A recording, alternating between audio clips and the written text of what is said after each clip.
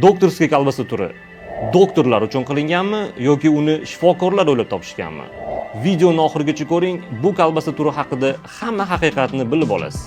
Gap shundaki, o'tgan asrning 30-yillari boshlarida Sovet ittifoqi aholisining aksariyati to'yib ovqatlanmasligi va fuqarolar urushi natijasida juda ko'p kasalliklar tarqalib, odamlar holsizlanib boraveradi.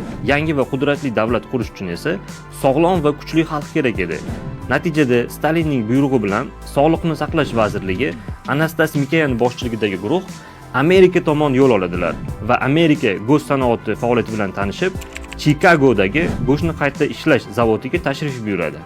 Izlanishlardan so'ng xuddi shu go'shtni qayta ishlash zavodini Moskvada 1933-yilda qurishadi. 1936-yilda esa mutaxassislar maxsus retseptni ishlab chiqib, uni tasdiqlash uchun Sog'liqni saqlash xalq komissarligiga taqdim etadilar. Hujjatlarda aytilishicha, almashinib bo'lmaydigan 8 xil turdagi aminokislotalar hamda boshqa foydali bo'lgan makro va mikroelementlardan tarkib topgan kolbasa mahsuloti dastlab deyarli barcha shifoxonalarda kunlik 130 gramm miqdorda iste'molga berilgan.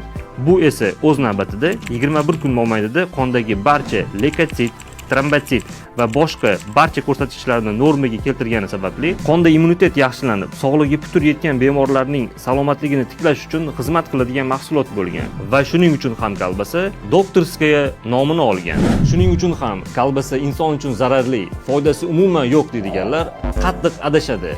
100 yillar avval anglaganingizdek, kolbasa orqali insonlarni davolashgan. Lekin hozirgilaricha bu haqida keyingi videolarimizda batafsil gaplashamiz.